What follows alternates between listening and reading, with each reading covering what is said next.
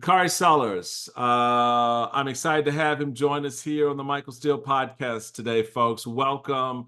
Bakari made history in 2006 when, at just 22 years old, he defeated a 26-year incumbent state representative to become the youngest member of the South Carolina state legislature and the youngest African-American elected official in the nation.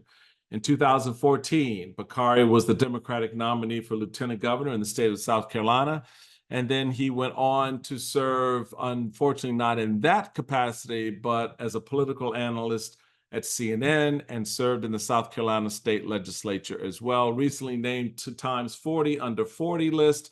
He is also a practicing attorney who fights to give a voice to the voiceless. He is the author of several books, including his newest release, The Moment: Thoughts on the Race Reckoning That Wasn't and How We Can All Move Forward. Now, we talk about that reckoning and we talk about that forward movement right here on the Michael Steele podcast, coming up right after this.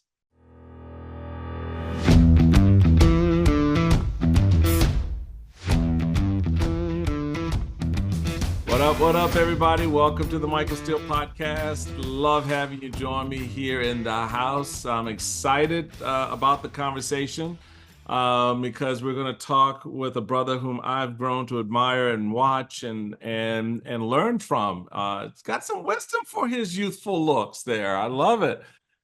Look at him trying to slide it off on the side. It's a real pleasure to welcome to the conversation, Bakari Sellers. Thanks, man, for joining up.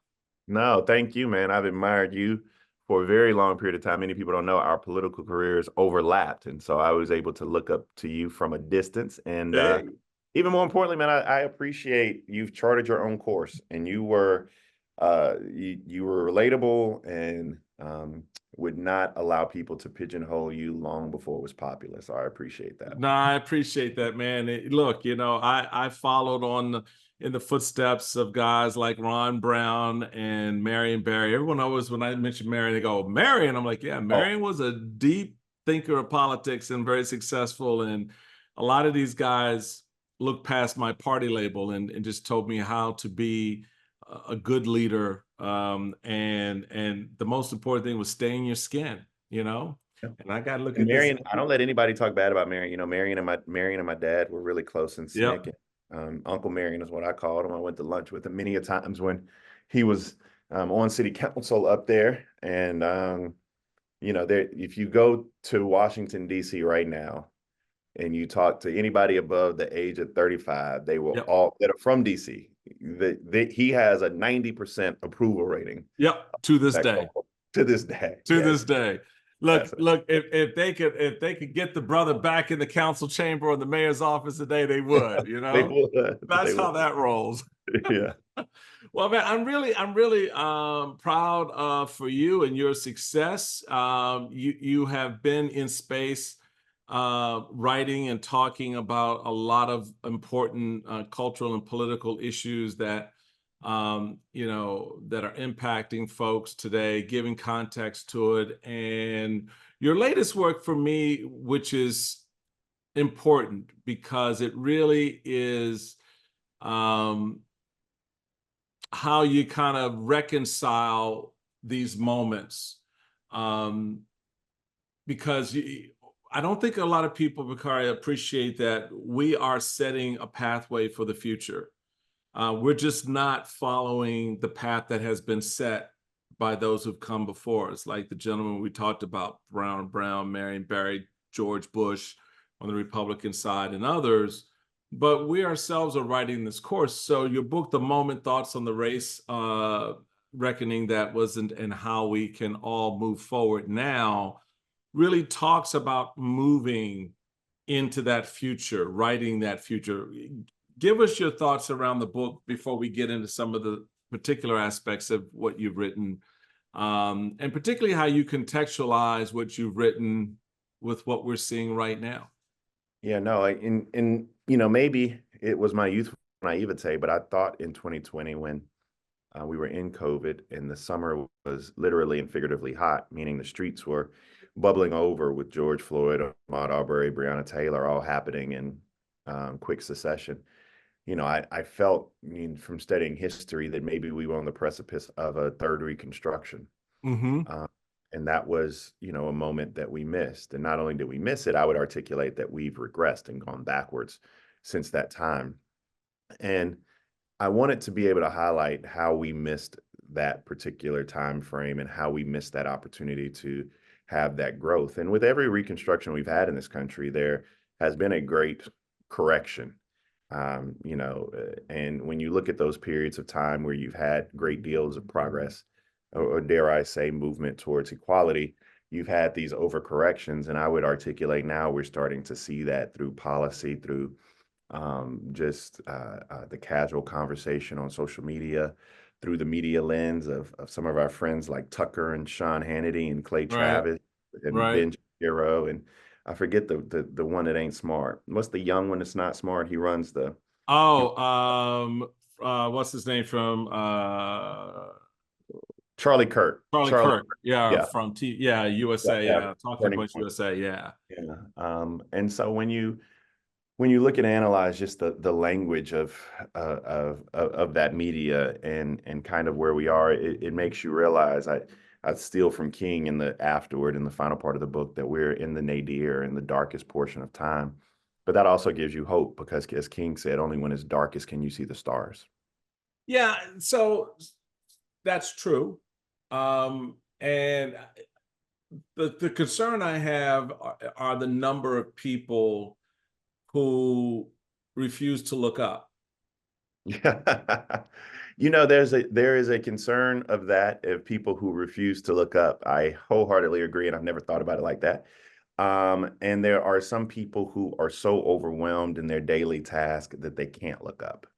And I think it's a combination of both. And my dad would argue that we are and one of the things I put in the first part of the book, which jumped out more to readers than it did to me when I wrote it, and you've probably had this experience too. Either you're writing something on a page of Right. your speech and you just write a word and then it hangs on what you just thought to be kind of in passing. But my dad argues that we're in 1954 right now. And I push back on that and kind of disagree with that. But, one of the metrics that, you can look at is like Black home ownership. Black home ownership today is where it was in 1968, right? Pre-Fair Yep. Housing Act. And so, some of those metrics would give credence to his thought. But I'm with you that there are some people who just refuse to look up. But there are also some people who are just inundated with the day, with But Kari, so your dad and I are probably generationally very close. Uh, he was born in 44. He's older than you. Oh, he's older. Okay. Okay. So you're okay. Gotcha. So yeah, he's about 10 years. I'm 58. So, but even in that span, I get exactly what he's saying, and I would agree. The whole "Make America Great" thing is harkening back to 1954. Hmm. It's white picket fences, mom at home with the apron waiting for dad to come in, two kids out there, picket fence, all of that. And that, as I point out to a lot of folks, that America really didn't exist. That was kind of a fictionalized America that Hollywood gave us. Correct. Make room for daddy and be leave it to Beaver and all of that crazy. Daddy knows best or whatever. So there is a little bit of truth to this idea that we're in a period where people are trying to reimagine America that never really existed. Yeah. Right. And this idea that for me that they won't, and I really appreciate the way you're putting it, we're in the dark spot, but we're getting the light from the stars. That's the hope. That's where we're going. But if you're not looking up to see that hope, it becomes harder to move through the moment, because that's where leadership comes in. That's where voices like yours and mine, even though we may be on opposite sides of the political pole in terms of where America is standing and needs Correct. to stand, we are together, and that becomes a different conversation. Yeah, it does. And it also to bring it out to a more 50,000-foot view, it makes me think about usually the only time I put Donald Trump and Joe Biden in the same sentence when you talk about leadership is that these two men who are our choices for respective choices for president of the United States have one unique similarity, which is detrimental to the future of this country. And that is that they both live in the past. They do it for different reasons, but they Right. both live in the past. Donald Trump is more of a vessel for grievance. Joe Biden has this weird nostalgia for yesteryear. He grips Right. onto pop and all of these stories. Right. My uncle got eaten by cannibals and Right. wherever. And so it's a weird thing. And what that means is that we're not seeing a vision for the future, which I think, and I think you would agree, is necessary if you're going to have some leadership. Now, I don't know if it's being captive of age. I said this the other day, and I thought about it. I'm not being ageist. I don't know if there is a such thing as an 83-year-old visionary, but Right. he's going to have to be the first if there hasn't been one, because he needs to be able to articulate what the vision for my 5-year-old twins will be for the future, even if he's not going to be here. That's looking up at the stars. That is what a leader should be able to do. Well, and there I agree with you. And I've always looked at Biden, and I stated this in the 2020 cycle, well before, we got to the point of, the campaigns and he got in the campaign. I said at that time, if Joe Biden gets in the campaign, Joe Biden can only serve as a transitional figure.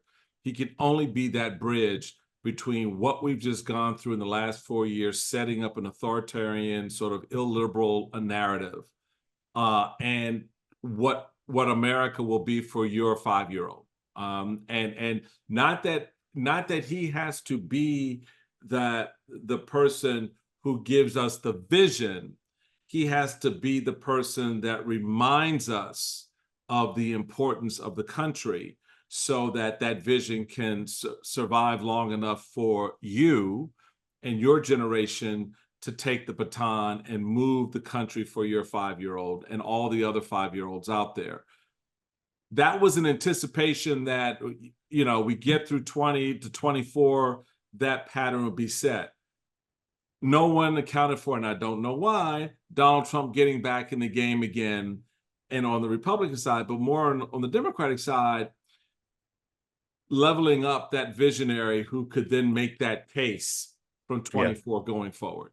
And I think the reemergence, reemergence may not be the right word, but the recentering of Donald Trump being that figure of opposition did nothing but embolden Anita Dunn and Jenna Malley and Valerie Biden Owens, and then by virtue the president of the United States, to say, I'm the only one who can beat him. And it's kind of I don't know if that's not a fact. It appears right now to be objectively true, but it also gives the hint of being drunk off power a little bit. And now you reset this matchup, which is probably the second most unpopular matchup in the history of the country, only behind Donald Trump and Hillary Clinton. Yeah, yeah. And we're forced in a binary system to make a binary choice. And people, in my view, don't fully appreciate the fact that if you don't participate in that system, that choice will be made for you one way or the other. Choice is always made for you, but I don't think it's binary, actually. And that's one of the things that we're kind of talking about. I actually think that this race is between Joe Biden, Donald Trump, and the couch. And I think we're starting to see the couch. Fair point. The couch is one of the most amazing, fascinating candidates ever. It don't run no ad, but every year it get more popular. And Joe Biden's biggest competition ain't really Donald Trump. Joe Biden's biggest competition is people choosing the couch. And like places like Detroit, Michigan, if Black men decide I don't really want to do this, my life didn't change much under either one of them, I'm gonna go to work today. Right. If that happens in Philadelphia, Donald Trump is reelected. Yeah, no, that's true. This message brought to you by the couch. No, exactly. That's exactly right. So one of the things that I thought was important, and sort of setting the tone of your book and the direction of the moment, was the conversation that you raised up around George Floyd, and you talk about you're grappling with that on CNN, and just sort of sharing not just how devastated you were by what we saw happening in May of 2020, but then ultimately what it boiled down to. And I took from it, because I felt the same way. And really, it says a lot that we represent two different generations, but we are at the exact same point in May of 2020, and that is, it's hard being Black in this country when your life is not valued, and people are worried about the protesters and the looters, and it's just people who are frustrated for far too long and have not had their voices heard. Yeah. It has struck me, and I thought when I read that passage, I thought of two things. One was January 6th, and the other was what we see happening right now on some of our college campuses around the Palestinian situation. And I thought, wow, especially with January 6th, if Black folks had decided to behave the way aggrieved white folks did on that day, how different the response would have been, how negative the response would have been to the voices of Black people about yet another killing, indiscriminate killing of a Black man in a traffic stop, or walking the streets, or buying a candy bar. Mm-hmm. And I still think that's lost on a lot of folks, man. I still don't think they get the nexus. I No, really don't. they don't, and that's what I was attempting to articulate that morning, and it was difficult because I was on after Felonious Floyd and Ben Crump, and I was able to hear the pain in Felonious's voice, and my kids were sleeping in the house and trying to be, as millennials, we are now parents, right? So it's fascinating to see us trying to raise children in this world, something that your generation has achieved and laid out for us in a way that we can only hope and wish that we can lay out for our children. I have a point about that too that I'll come back to. But you're right about the nexus, and um, Dr. King would always talk about rioting and protesting, and he would always articulate it as being, the kind of the voices of the unheard. And when people go unheard for so long, this is the manifestation thereof. And in this country, we kind of have this kind of Black death porn that we have been, people just kind of just gravitate toward it and want to see it. And George Floyd was so unique because I also say that it would not have been George Floyd or as big as that if we weren't in COVID, because you couldn't turn your heads away. You couldn't go to work. Right. You couldn't go outside. You were stuck inside and had to watch that over and over and over again. And it took a lot. I mean, you think about the fact it took Danella Frazier, who was a 17-year-old Black woman, having her camera out, took the video of a Black man with a knee on the back of his neck screaming out for his mama for 9 minutes. You took the fact we were in COVID, and it took all of those things just to have accountability. If one of those things isn't there, we don't get Derek Chauvin going to trial, and we don't get Derek Chauvin, because I represent these families all the time, and this level of justice and accountability is something that's fleeting, to say the least. And lastly, in my analysis, you mentioned something. January 6th in Charlottesville were so fascinating to me, and they weren't fascinating to me because of the anti-Semitism or the racism.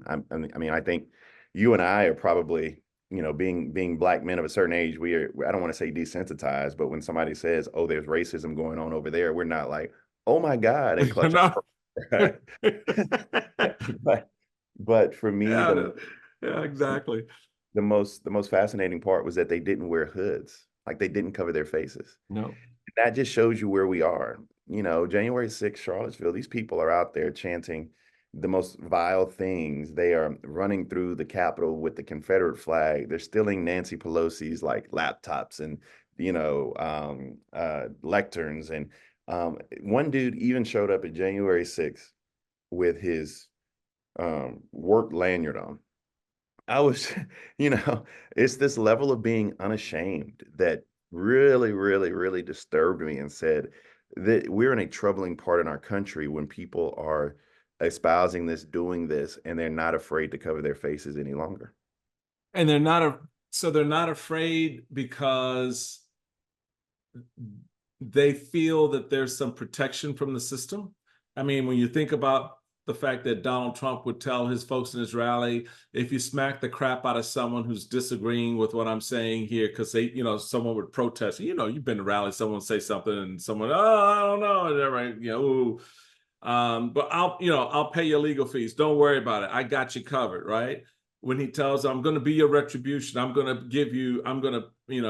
pay back. They're coming after me. They're not coming after you. So if I know that someone else is going to absorb a lot of the incoming, then I'm much more inclined to want to move forward. I'm not afraid to keep my work lanyard on. The hood, I don't need the hood anymore, because I now have permission structures that have been put in place that will allow me to fervently go out and use the N-word. We saw that on Twitter when that permission structure was created.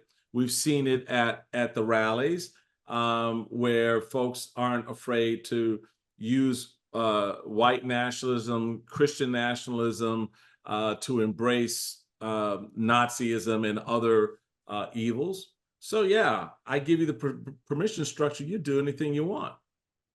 I mean, that just shows you, what Donald Trump has been more than anything else is a conduit for white grievance. And there are a lot of people that see themselves in him, which, by the way, to me, in history will go down as one of the greatest cons. And it is. P.T. Barnum got nothing on what this man can do. And this man uses the bathroom on gold toilets or gold-plated toilets. Right. And he has convinced poor people in Mississippi that he speaks for them. And it's a weird, but they also see that he goes without accountability. They also see that he goes without any repercussion, or the boomerang never comes back. And so they see themselves in him. And so they're like, if this man's speaking for me, maybe I need to speak up and join his militia. And then I don't have to worry about any retribution as well, because we are now telling our version of our truth as we see it. Right. So you in this book, you in the second chapter, it's a letter to your young son. Mm-hmm. What are you trying to convey there? In my first book, My Vanishing Country, it really was an ode to Black women. I talked about my daughter a lot in that book because of everything that she'd overcome with the liver transplant and all of those things. And It was just life. And now the blinking lights have been on for me with Black men and Black boys for a long period of time. And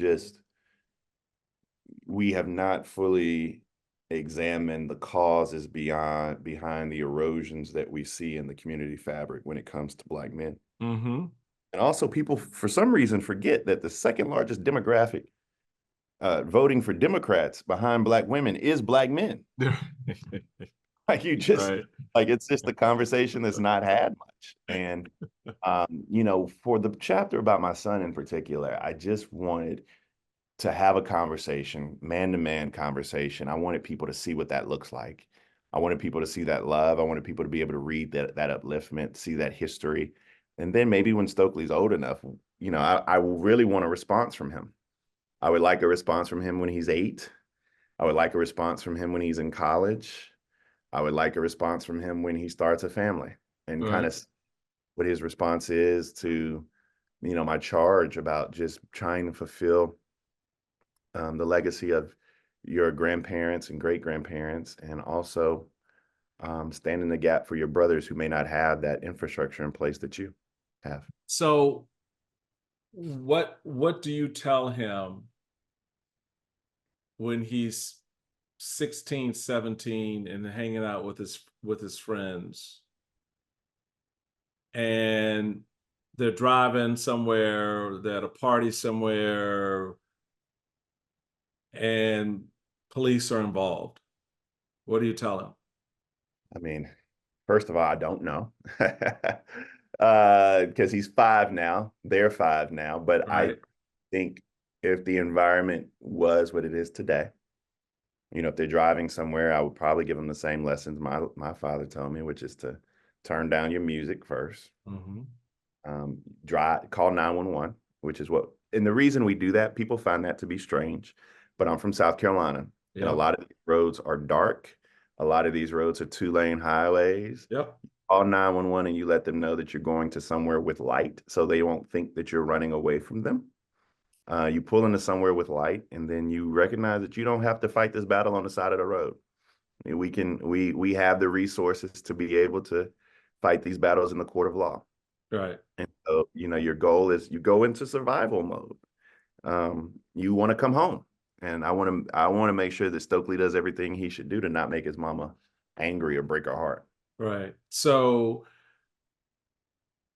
that's part of the racial injustice, that he has to do that, and you have to do that, and you have to have that conversation. And I had it with my boys.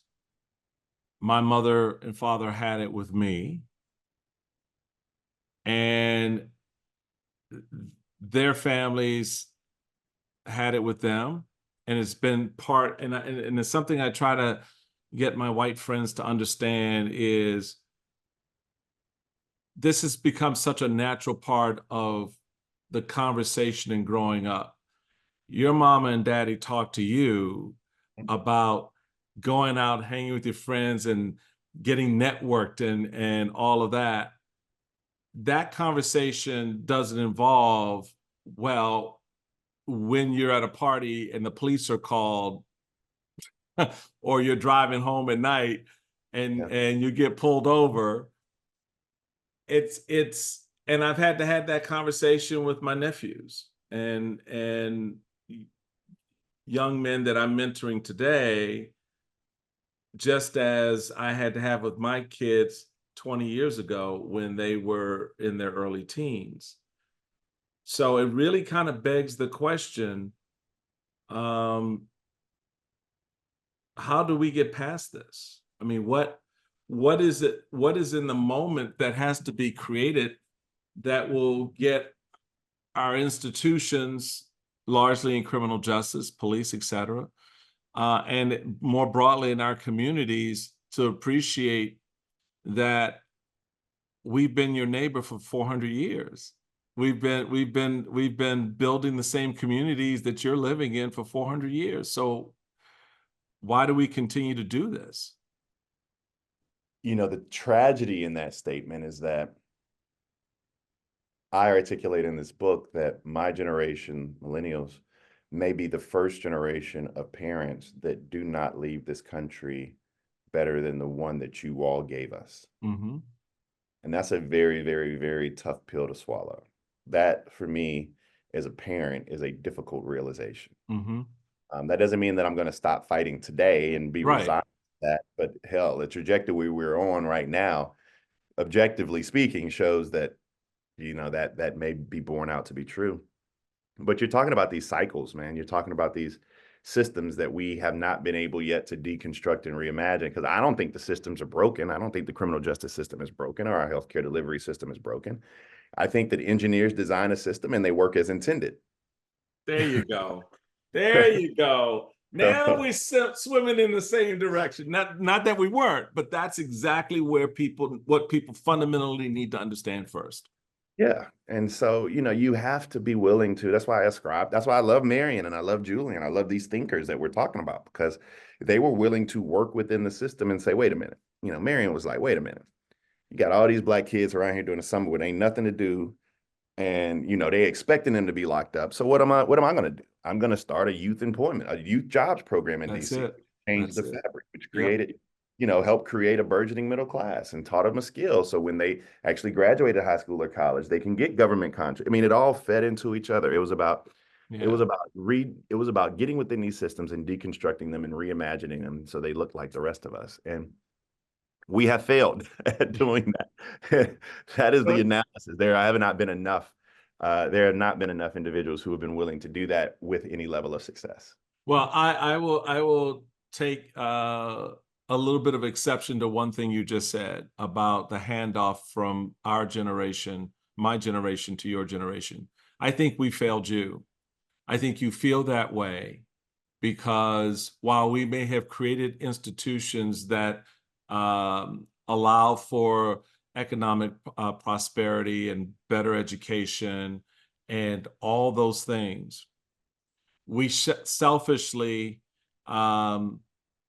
ignored some of the rot that still existed in some of those institutions as we expanded them, as we, tried to make them affordable to you, if you will. And we failed in our leadership ultimately, I think, in this moment, when we suddenly became poor examples of the very thing that we told you was the light, that star, right? I think as Republicans, we failed to live up to the qualities required to keep the lights on in that shining city that Reagan talked about.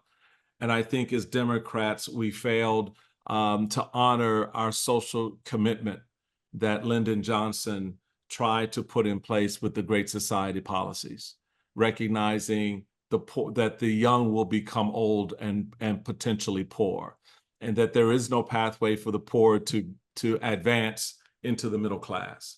Even Nixon saw that, which is why he charged his Commerce Department with, under the leadership of African-American man named Art Fletcher, to create affirmative action so that we could, reimagine these structures that still had infused within them Jim Crow thinking and approaches. So we have failed, in my view, in passing on to the millennial generation, who are now the adults in the room, right?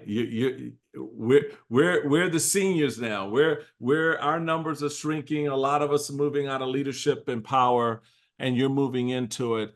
And not enough of y'all are moving out of leadership. Well, that's true too. Some of us don't get the hint. But I think that we have shortchanged your ability a little bit to do what you want to do and provide what you want to provide for your 5-year-old. And that's something that I've been trying to get a lot of our folks that I talk to in my generation, because I'm at the end of the baby boomers, and we've always been a transitional generation. And I look at what have we transitioned into, what have we passed on, what are we passing on? And I think we've fallen a little bit short, because while yes, capitalism, wealth, community, education, all that, but then there were some pieces that we just left untouched. So we're going to take, go ahead. Let me ask a question real quick. So what,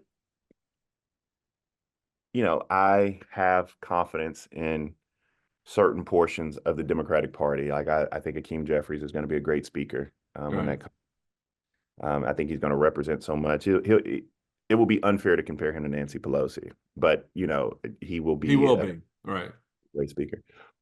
And I think that post Biden, we will be able to have a knockdown, drag out Royal Rumble and refaction leadership in the Democratic Party. What's next for the Republican Party after Donald Trump? This part is the party of MAGA. The fight internally will be, and you use the right word with respect to Democrats, because you will have a factional fight inside your party, and it's largely going to be a progressives versus traditional Democrats. It's not DLC Democrats that Clinton put in place. It's none of that. It is traditional rock rib Democrats that are still members of your party, just like we have traditional rock rib Republicans like myself and my party that are going to come to have a come to Jesus moment with the emerging extremes on both ends. It is the cancer is metastasized inside the GOP. We are our political structures, the RNC, state parties, all of that are largely 75 to 80% MAGA. Trump could be called to glory tomorrow. And not only would that fight ensue, but you would see how and why that fight would materialize, because of how a lot of what Trump has already tried to do has become institutionalized inside the party. So I think you're going to see for a while those elements. And what'll happen is they'll be dressed up in better suits than Trump. They won't sit on gold-plated toilets. They'll sound a lot like Josh Hawley and Ron DeSantis, but they'll behave and they will respond to Marjorie Taylor Greene. The political behavior will be aligned with that, because that portion will still be. I mean, today, just today, as we're talking, and even in the face of Hakeem Jeffries saying that Democrats will stand to protect the current Speaker of the House, Mike Johnson, not because they like Mike Johnson and not because, there's some great loyalty there. It's because we got business to do. We got stuff to do. You're right. And the country can't afford to watch Republicans show their ass for another 3 weeks trying to find another speaker. That's why. But that's not what we're going to hear. What we're going to hear is what she said today, which, we're bringing this fight. We're doing this fight. It's all about fighting. This form of the party is nothing more but a second-rate fighter. That's all they do. You give them power, you give them authority to actually govern. They can't do it, but they're much better throwing bombs and cussing people out. That's where we are, and the hope is that Democrats don't fall into that trap. I would think that one of the unique parts about it, and one of the things yet to be seen, is if anybody can harness the Trump energy at the voting booth, because we've seen year after year that they just don't show up for people who are Trump light, right?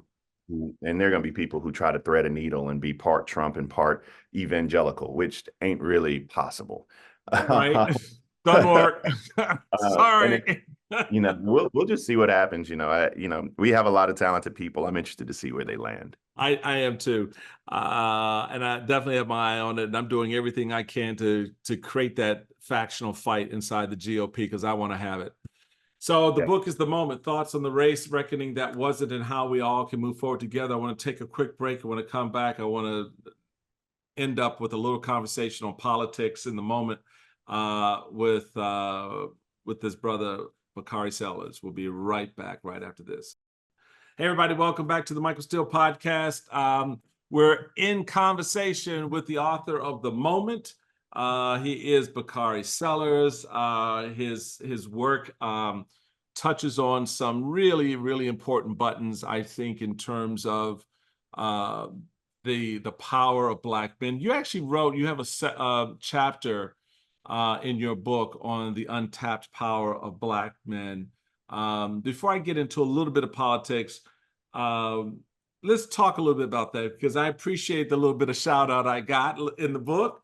Where you say, I don't want to take away from traditional conservative values and moral ethos of people like Tim Scott, Sir Michael Singleton, Michael Steele, who, for all intents and purposes, believe that conservative values best prop up and move forward Black and brown folk. There's been a lot of noise made around Black men and Donald Trump, and the fear that seems to be emerging among some of traditional Democrats is that there's not enough attention being paid in that space. You alluded to some of that in our last segment that we were talking about, a lot of focus being placed on Black women voting, but the second largest turnout is Black men.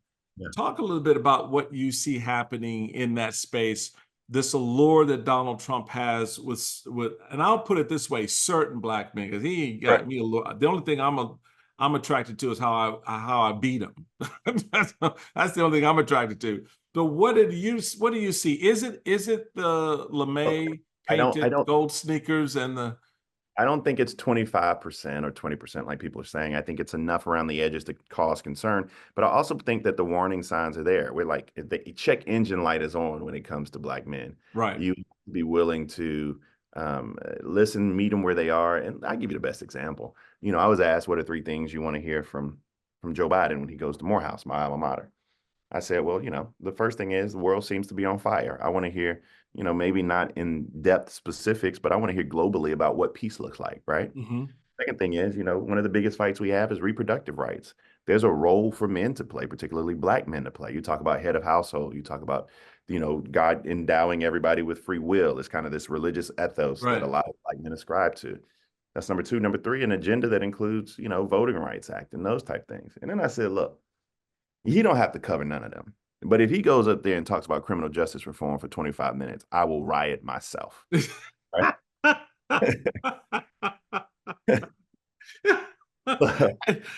Is that Bakari at the front of the line? No, what's he doing? Keep him off the stage. Get Bakari off the stage. It's fascinating how narrow they view the black male thought. On the right and the left, people. Listen to what the brother's saying now. It's like we want to know how to grow our small businesses. We want to Right. make sure that we are playing a role in the healthcare of our wives. We want to know about educating our young people. I mean, it's really unique to see the narrow-mindedness by which black men throughout the political process, regardless. Let me tell you something. Racist whites on the right are equally as bad as this as white progressive liberals on the left. Yep.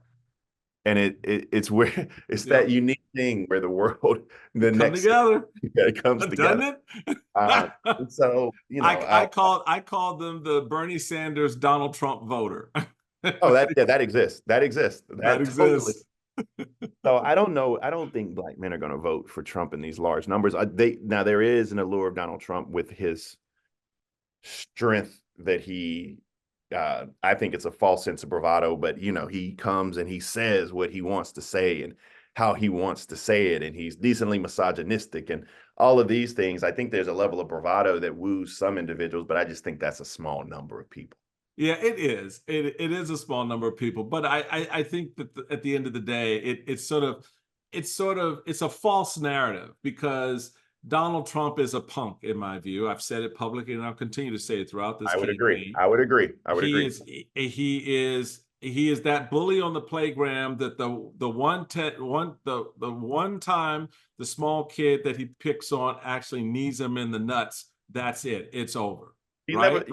Mike Tyson said it best, and this is very figurative. I don't need the Secret Service, knocking at my door. But everybody has a plan until they get punched in the face, right? That's it. That is, and That's it. It's figuratively, it's really weird to see when, and that's why he also picks on a lot of women. That's why he also picks on a lot of black women. But it's fascinating to see when somebody is able to go toe to toe with Donald Trump, he cowers. He cowers. What's the state of the black church in all of this? I loved what you were writing on that. Yeah, no, I overgeneralize purposefully. I utilize the words black church a lot. And a lot of people are going to say, well, my church does this. I know, and they get defensive real quick, don't they? Real quick. But, you were a little younger than my dad, but you still were on the tail end of what the church used to be. Yep. How it wasn't a Sunday morning place for worship. Right. It was Sunday, Monday, Tuesday, Wednesday, Thursday, Friday, Saturday place. Yep. Where you organized, mobilized, where you fed people who needed to be fed, where you sheltered people who needed to be sheltered, where you could congregate and meet. And I would argue that prosperity gospel has creeped its ugly head into the church and replaced. I don't mind prosperity gospel but we've seen a lot of prosperity gospel to the exclusion of other ministries, which we need in our communities. No, I could not agree with you more because it goes to the heart. Well, it actually goes to the heart of everything else we've talked about. It goes to the heart of how black men are positioned in the family. It goes to the heart of how black women are allowed to their fullest expression. It goes to the heart of how young black boys and girls grow up to be successful, prosperous, and committed American citizens. So, and the church has always played a fundamental role in all of that. And that, I think, is an important aspect of all of this. Look, dude, I know there's 1,001 things I like talking to you. We might need to take this on the road and do this. I think we need to have a conversation about how you and I can broaden this, because this book, and again, folks, it's called The Moment: Thoughts on the Race Reckoning That Wasn't and How We Can All Move Forward Now. Just really opened up a lot of stuff that I said as a young man in your shoes at the time. And it's really kind of weird to read stuff that you're writing today that I was feeling and thinking 30 years ago. And I think it's worth a conversation we need to have. I just do. I just thoroughly enjoyed this. I know you're on a schedule. I don't want to hold you up, but I thank you for coming by and sharing some insights with my crew.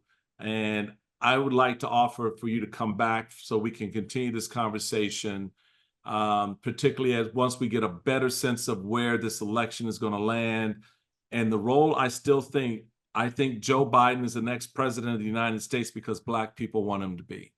Yep, I agree. Why don't we do this? Let's plan on me and you just doing one at the RNC and one at the DNC, and we'll make it a fun event. Oh, yeah. Yeah, now I'm gonna have to call ahead at the RNC because I think they have to take the picture with the dart holes in it out down so that, but we can do that. All right, brother. They don't welcome me as warmly, particularly now they've installed Laura Trump, his daughter-in-law there, Yeah. as a number 2, but she's really the number 1. Sorry, Mike Watley. I'm sorry, Mr. Chairman, but you are not the chairman of the RNCs, but she is.